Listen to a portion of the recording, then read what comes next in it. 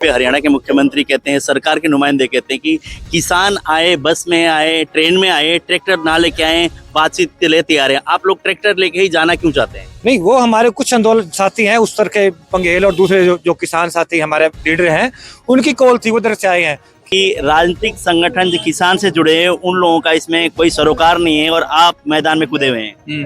देखिए, ये बगैर मतलब की बातें हैं। हम जो बुद्धिजीवी किसान है वो ये समझा क्यों भाई राजनीति क्यों नहीं करे किसान, ये किसी ने बताया है? चौधरी चरण सिंह ने भी कही थी। हर बार बात हुई लेकिन विफल रही। कुछ उनका प्रस्ताव था, आप लोगों ने ठुकरा दिया। क्या मानते हैं आगे बात हुई कि आप लोगों को जो प्रस्ताव है सारे के सारे मान सकती है केंद्र सरकार? सरकार को ये सभी मांगे माननी चाहिए, लेकिन सरकार इन बातों की बजाय किसान को रोकने का काम करे।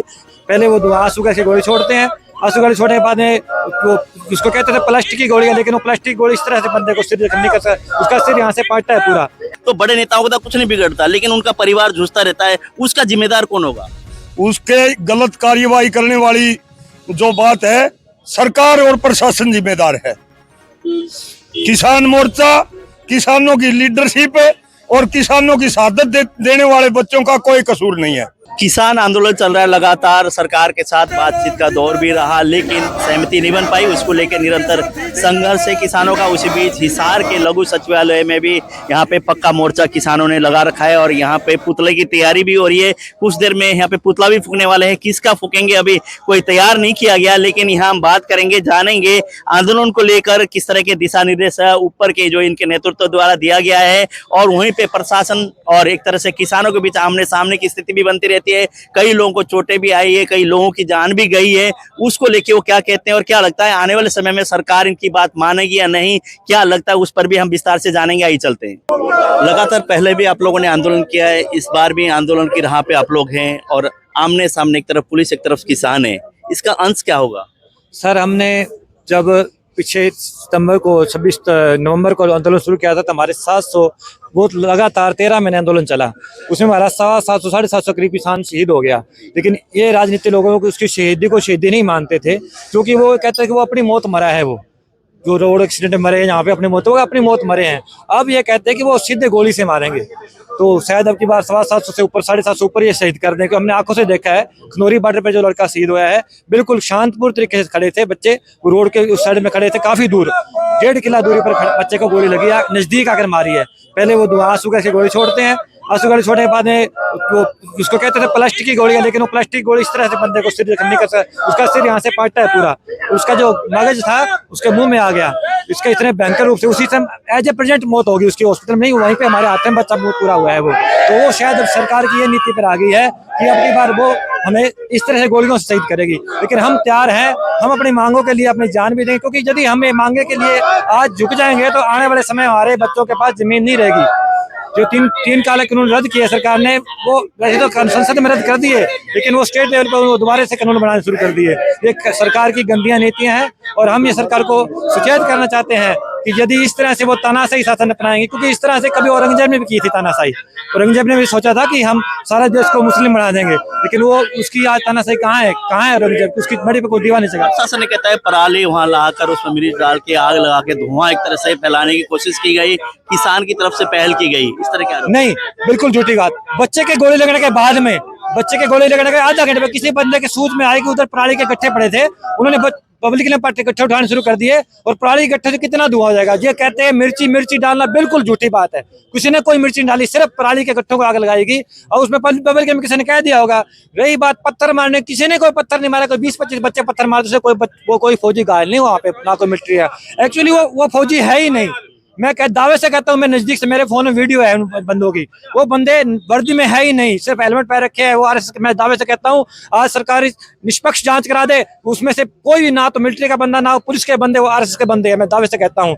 और ये सरकार ने नीति अपना ली है कि हरियाणा वालों को डराने के लिए एनएस लगा देंगे। एनएस लगाना तो सबसे पहले मेरे पे लगा दे, मैं भी हरियाणा का हूँ। और लेकिन वो जो एनएस, आप लोग ये चाहते हैं कि दिल्ली जाना चाहते हैं, ट्रैक्टर लेके चाहते हैं, वहीं पे हरियाणा के मुख्यमंत्री कहते हैं, सरकार के नुमाइंदे कहते हैं कि किसान आए, बस में आए, ट्रेन में आए, ट्रैक्टर ना लेके आए, बातचीत के लिए तैयार हैं। आप लोग ट्रैक्टर लेके ही जाना क्यों चाहते हैं? नहीं, वो हमारे कुछ आंदोलन साथी हैं उस तरह के, पंघेल और दूसरे जो किसान साथी हमारे लीडर हैं, उनकी कॉल थी, वो उधर से आए हैं।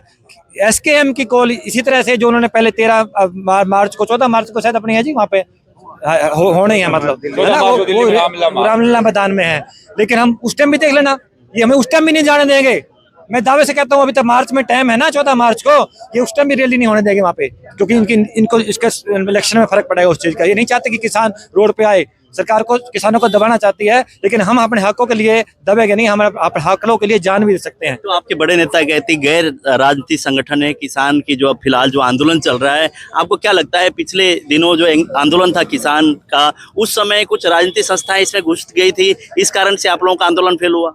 नहीं, ये सर, मैं तो ये सोचता हूँ जी, मैं इतना, क्योंकि मैं एक पंथक सेवादार हूँ, गुरु ग्रंथ साहब का सेवा करता हूँ, किसान होने के नाते मैं किसान साथियों के साथ में हूँ। और मैं कहता हूँ कि मैं किसी भी किसान जथेबंदी के साथ नहीं जुड़ा हूँ, ये सारी जथेबंदियां मेरी ही है, जो जितने भी किसान हैं सारी जथेबंदी में सबका सत्कार करता हूँ।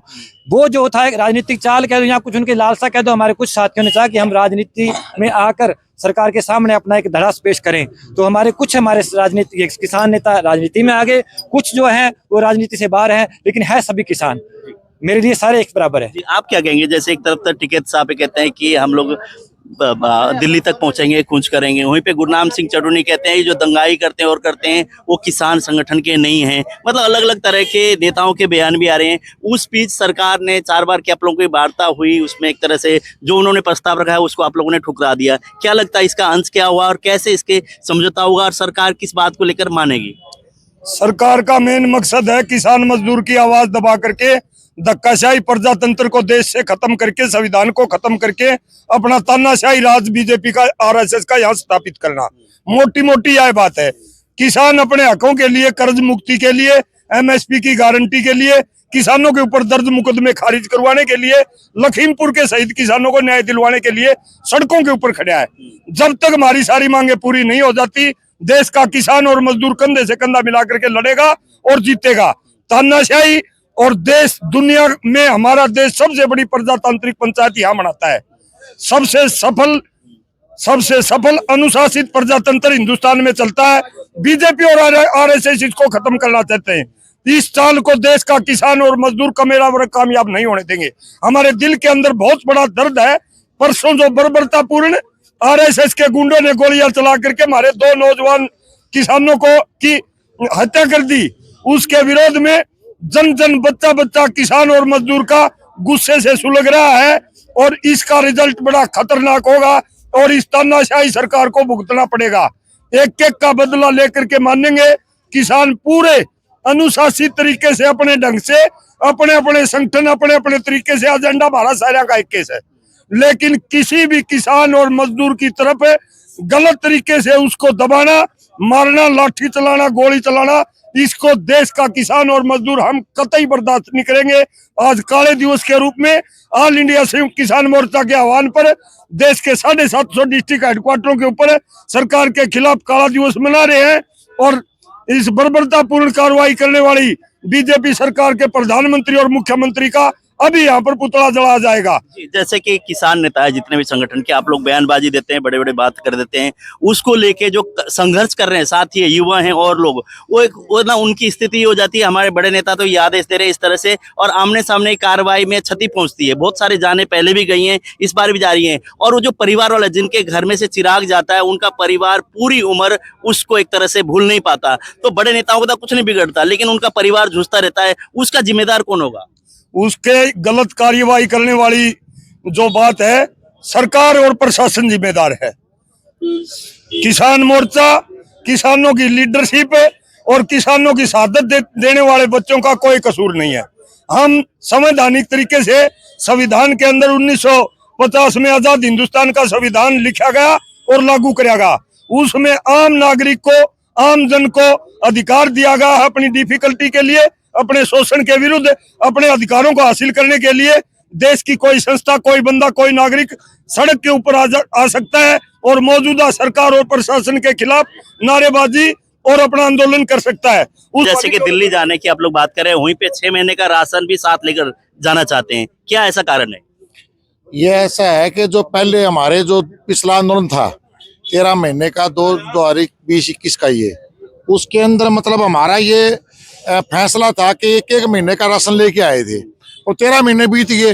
अब की बार पहले फैसला 13 महीने, ये 6 महीने का अंदर राशन लेके हम चलेंगे। ये जहाँ तक की बात है, किसान हमेशा अनुशासन में रहता है और यही तो बात सरकार को कही थी, आप शांतिपूर्ण तरीके से अनुशासन में हम जाएंगे, कोई रोड जाम नहीं करेंगे, कोई दखल नहीं करेंगे। और आज भी किसान उसी लाइन पर चला हुआ है ये, परंतु बीजेपी के जो आरएस के गुंडे हैं वो कत्लेआम कर रहे हैं ये, और जो लोकतांत्रिक प्रणाली खत्म कर रहे हैं। क्योंकि देश का एक संविधान है, संविधान में लिखा हुआ है कि आम जनता को अपने अधिकार लड़ने का अधिकार है, और जो रास्ता पर बैठे वोटर चुने नुमाइंदे उनको सुनने का अधिकार है। परंतु मोदी एक बात कह रहा है, मैं कहूँगा सही, जो मेरा विरोध करो देशद्रोही, वो साबित हो गया सारा ये। किसान क्या मांग रहा है? ये एमएसपी, स्वामीनाथन की रिपोर्ट, कर्जा मुक्ति, पावर बिल 2020 को रद्द करवाना, हमारे मुकदमे वापिस करवाना, पराली के मुकदमे हैं, महंगाई पर रोक लगे, रोजगार के सवाल को लेकर के नहीं, ये जनता के मुद्दे हैं ये। आने वाले समय में, आज तो हमने काला दिवस मना रहे, पुतला फूकेंगे, 26 तारीख को पूरा देश के अंदर ट्रैक्टर मार्च होगा, और 14 मार्च को पूरा देश की सबसे बड़ी महापंचायत दिल्ली में होगी। फिलहाल हमारे साथ हैं दिलबाग सिंह हुड्डा, हालांकि पार्टी से भी संबंध रखते हैं और किसान नेता भी कहलाते हैं। बात करेंगे। दिलबाग जी कैसे हैं?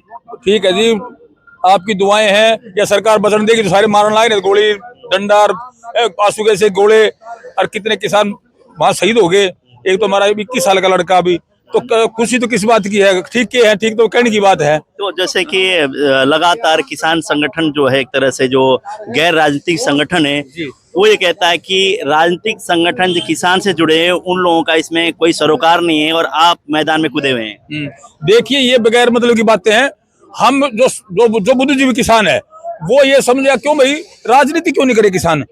ये किसने बताया है? चौधरी चरण सिंह ने भी कही थी, और चौधरी छोटू राम ने भी कही थी कि राजनीति का दिल्ली का चंडीगढ़ का जो रास्ता खेत और खलिहान से होकर निकलता है। प्रस्ताव दे रही है, बातचीत के प्रस्ताव दे रही है, 4 बार वार्ता भी हुआ, कुछ एक तरह से फसल में एक तरह से कि हाँ हम लोग उसका बढ़ोतरी भी देते हैं, एमएसपी भी वो कर लेते हैं, उसके बाद उसको ठुकरा के फिर दोबारा से मांगे और बढ़ाकर बात करनी। क्या मानते हैं? या टकराव की स्थिति पैदा करना चाहते हैं, या कहीं ना कहीं जाके हाँ ठीक है सरकार ये बात मान रही है तो इसको स्वीकार कर लिया जाए और हमें जो मांगे आगे रखा जाए? देखिए, जो आप कह रहे हैं ना भाई, ये 4-5 दौर की वार्ता होगी, लेकिन कोई हल निकल तो नहीं रहा है। ये तो ऊंट के मुंह में जीरा देने वाली बात कर रहे हैं।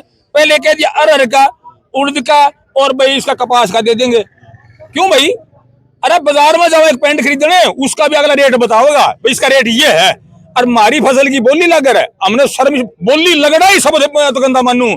अरे पैदा किसान करे, मजदूर करे, सारी रात काली रात करे, वो सांपा के बीच में रहे, सर्दी के में रहे, गर्मी में रहे, और वो फसल लेके मंडी में जावे तो बोली होती है उसकी। तो इसीलिए मांगा कि हमने सिर्फ न्यूनतम समर्थन मूल्य तो मांगा है, मिनिमम सपोर्ट प्राइस तो मांगी, और के जान मांगी है। और वो वादा करा था इस निकम में आदमी ने जो उस कुर्सी के ऊपर बैठा, बोले मैं सबसे पहले एमएसपी का गारंटी शुदा कानून बनाऊंगा, किसान को कर्जा मुक्ति दूंगा, दे दी। 2-2 करोड़ हर साल रोजगार दूंगा, 15-15 लाख खाते में आएंगे।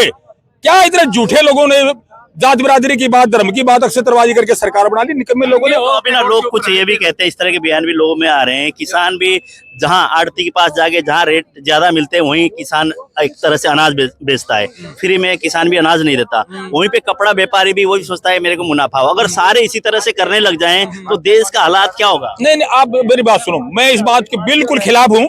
ये कौन सी बात हुई? बोले हम, अरे भले आदमियों कम से कम राजनीतिक लोगों ने यूं तो सोचना चाहिए। मैंने एक उदाहरण तो दिया है, पैंट के पजामा खरीदो उसकी कीमत तो मंगा अगला, हम तो कीमत को नहीं मांग सकते, इसलिए रेट निर्धारित की बात है। और न्यूनतम हम वो नहीं मांगते, ऊपर का थोड़ी मांग रहे, न्यूनतम मांग रहे, वो दे दो, सारी फसलों का वो हो जाएगा, कोई दिक्कत वाली बात नहीं। अरे लोग अंबानी अडानी और ये मालवे वगैरह सारे भाजिए ठाठा के ले जाए, कितने 500 1,000 2,000 करोड़ है, उनके सारे माफ हो रहे हैं, और किसान के बच्चे की एक फीस भी माफ को नहीं हुआ। अरे अगर किसी पे 2 लाख 4 लाख कर्जा है किसी किसान पे, तो उसको जेल में ठोक गई है।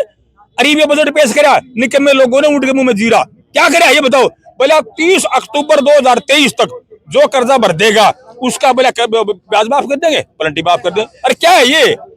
वादे करते हैं बड़े बड़े सरकार चुनाव से पहले कि कर्जा मुक्ति दे देंगे, दे दी। ये अब बजट में हम निंदा करते हैं इस बजट की। क्या बजट है? किसी प्रकार का नहीं। किसान विरोध कर रहा है, पहले एक तरह से विरोध करता रहा, उसके बाद आप लोग वापस लौटे, उसके बीच में 4-5 प्रदेशों में चुनाव हुआ, वहां पर भी भाजपा जीत के आई। वहीं पे आप लोग ये कहते थे कि किसान विरोधी नीति लेकर आती है, सरकार को हराएंगे। तो आने वाले समय में लोकसभा चुनाव, विधानसभा चुनाव दोनों ही है, क्या मानते हैं आप? एक बार फिर से भाजपा कि जो किसान कह रहे हैं कि हम किसान विरोधी है, हम लोग सत्ता हासिल नहीं करने देंगे, इस तरह की बातें हो रही हैं। आने वाले समय में चुनाव भी है और एक तरफ किसान का संघर्ष भी जारी है। जी जी, देखिए ऐसा है, ये तो धोखेबाज लोग हैं। अरे इब चंडीगढ़ में क्या है, चंडीगढ़ में क्या हुआ, 8 वोट निकले और अब वो बीजेपी का आर्या बर्खास्त करे और अब दूसरे से नया उसका समय बढ़ा है। मैं तो सुप्रीम कोर्ट की, हाई कोर्ट की इनकी मैं तो भाई मानता हूँ, ऐसी होनी चाहिए कोर्ट, ऐसा होना चाहिए न्याय। इस तरह होगा तो इनके धराशायी कर देंगे। अब देख लेना ये चुनाव में से भी आए थे सर, जीत के चंडीगढ़ से भी आए थे, क्या रिजल्ट रहा? इसी तरह से बाकी इलेक्शन जीतते रहे। इनके ऊपर जब तक नकेल नहीं लगेगी तब तक कोई इलाज नहीं है। एक नकेल कौन लगाएगा? आम जनता लगाएगी। देश का 80% किसान है जो सारे देश का पेट भरता है, उसका अनाज जाता मंडी में, ऐसे उछाल के ये देखते हैं, बोला नहीं इसमें तो फंडके, इसमें ये भाव वो लगाते हैं। आम आदमी अपना जो मंडी का बनी अपनी चीज बेचता है, कपड़ा बेचता है, सोना बेचता है, कोई भी चीज बेचता है, बोला जी मेरा तो 1400 रुपए मीटर का थान है, वो तो 1400 रुपए बोल देता है। और किसान का जो भाव है उसमें से भी बोला नहीं इसमें तो नमी है, इसमें ये उछाल के भाव वो करते हैं। हमारी फसल का तो जिन्स का भाव वो करें और अपनी फसल का भी वो करें, इसका मतलब किसान तो फिर जो ठोकरों में रहेगा। चाहेंगे जैसे आंदोलन लगातार चल रहा है, क्या सरकार झुकेगी आपकी मांगों को लेकर? सरकार को किसान अपना अधिकार मांग रहा है और सरकार उसको तारपीड़ो करने की कोशिश कर रही है, उसका सीधी गोली मार के उसकी निर्मम हत्या करने का काम कर रही है। जो शहादतें पंजाब बॉर्डर पर हो रही हैं हमारे जवान युवकों की।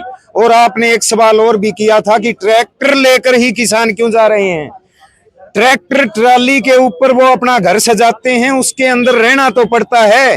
क्या सरकार ये चाहती है कि किसान रोड पे ठंड से मर जाए, बरसात से मर जाए, आंधी झक्कड़ से मर जाए? उसको खाना भी चाहिएगा यदि वो आंदोलन चलाएगा तो।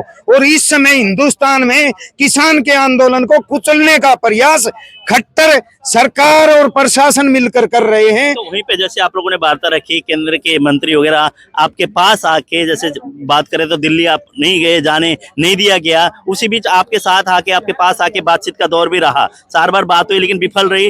कुछ उनका प्रस्ताव था, आप लोगों ने ठुकरा दिया। क्या मानते हैं आगे बात हुई कि क्या आप लोगों को जो प्रस्ताव थे सारे के सारे मान सकती है केंद्र सरकार?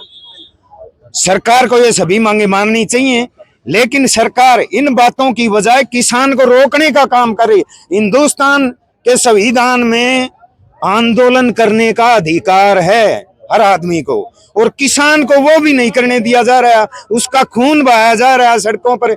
जबकि हम चाहते हैं यदि सरकार ज्यादा तानाशाही करती है तो सुप्रीम कोर्ट को संज्ञान लेके किसानों के इस मसले का, अपने उसके हक का न्याय करना चाहिए। तभी हम ये मानेंगे कि आज हिंदुस्तान में सुप्रीम कोर्ट का अस्तित्व है। वरना ये सरकारें तानाशाही करके किसान का खून सड़कों पर बहाने का काम कर रही हैं और उसके हक अधिकारों को देने का काम नहीं कर रही। तो मैं बता देना चाहता हूं, किसान नहीं, हिंदुस्तान का हर वर्ग किसान दिल्ली की तरफ चढ़ाई करेगा और इन ऐसे लोगों को गद्दी से उतारने का काम करेगा यदि इन्होंने लोगों की बातों को नहीं माना तो। जैसे आने वाले समय में लोकसभा चुनाव भी है, आप लोग कह रहे हैं कि 6 महीने का राशन लेके हम दिल्ली जाएंगे और बीच में लोकसभा चुनाव भी है, क्या रहेगा?